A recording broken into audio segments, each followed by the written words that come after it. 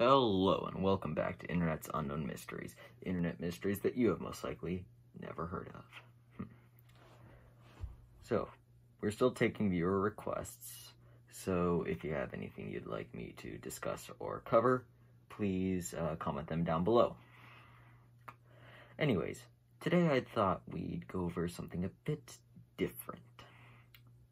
A horror short film, station WLARC.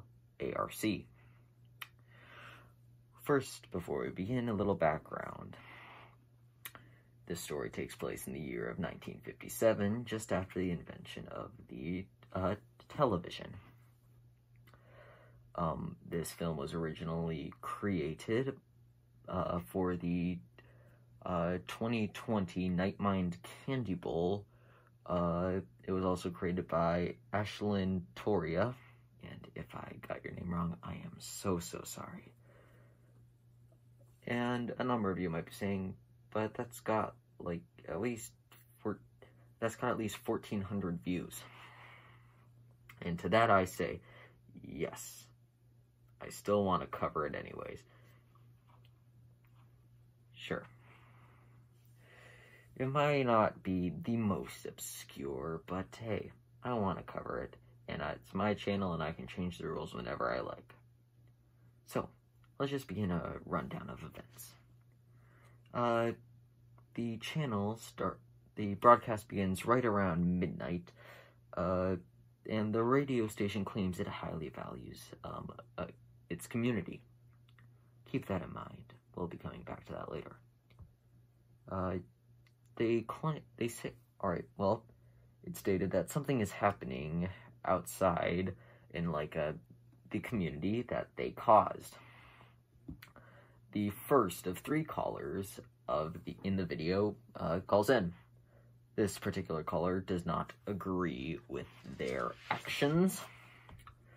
What is happening outside is described as horrific. Not really too much description there, and we'll see why later. The caller cuts out after looking outside, so keep that last bit in mind. It'll become really important to our discussions later. Alright. It is also stated that the community itself is badly treated. Alright, the radio hosted a competition, and a young girl named Paulina won. She was implied to have died, but of what, we don't know. A new caller, the second one, calls in and approves of the event. Large-scale destruction is implied because they mention a boulder being tossed around. So, yeah. The caller didn't really like their neighbor too much. It's implied, well, not implied, the neighbor has been confirmed dead by whatever thing that the radio station caused to happen. Right, the Paulina, the girl who won the competition, was implied to have transformed into something. This something most likely being what is happening outside. Whatever Paulina transformed into killed the annoying neighbor and presumably the first caller. And we get confirmation, or a very heavy implication, that you cannot look at whatever Paulina probably turned into, because immediately after looking at the caller, well, sorry, we can hear them screaming, stuff like, oh god, please, no, and before being completely cut off. So, I'm just going to assume they're dead. The third and final caller calls, and they also don't agree, calling the entire event a publicity stunt. Which we remember, and if we remember correctly, this short film takes place in the year of 1957, a few years, well, close to the release of the television, and radios at the time weren't doing so well. So, also stated at the beginning, station WLARC tried a controversial new, marketing tactic. Apparently, this monster, this event, or whatever is happening is their new tactic. So, what's next? We also learned from this caller that the radio advertised the event in lots of neighborhoods, not just the one that this currently seems to be taking place in. You know, that's odd. This radio claims that they're all about community. But if that's true, why are they advertising this community ritual in multiple different neighborhoods, not just this one? The caller also reveals that this station is the only station playing. Very suspicious. We'll get back to that later. The caller then hangs up after stating the thing is devouring people. Whether he or she survived or not, I can't tell you.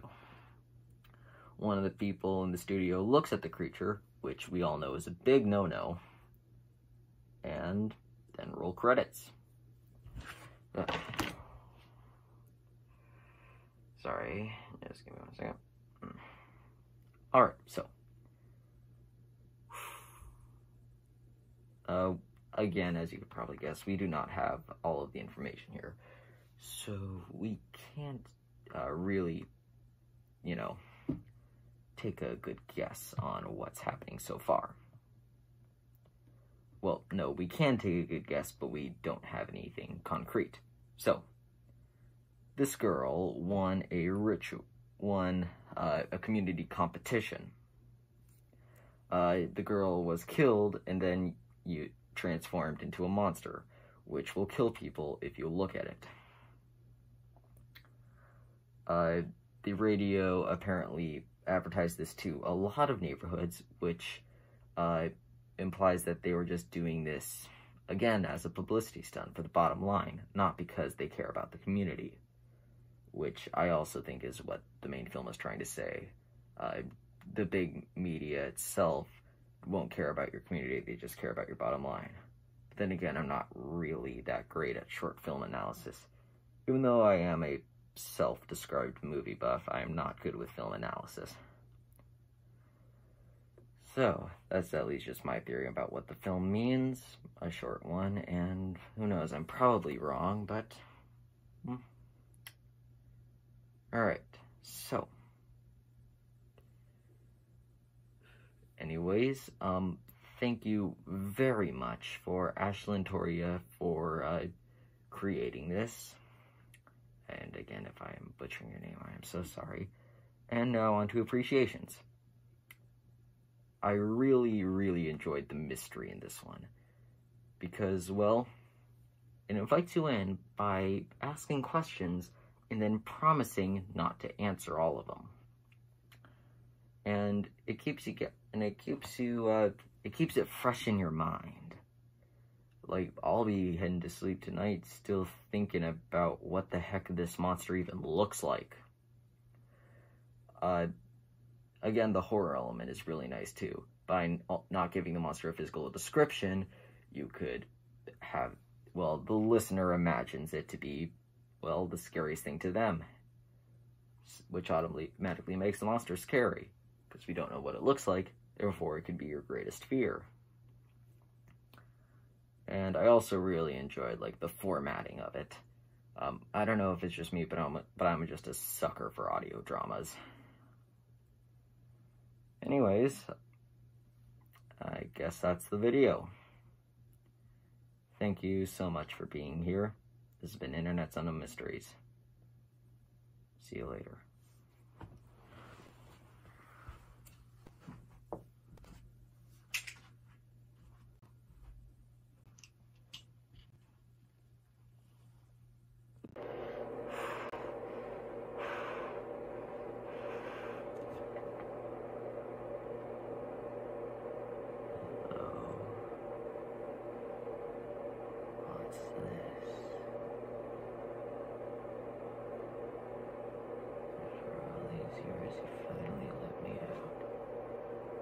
Where did you guys? That's right. We see you. So, Let's start to have some fun.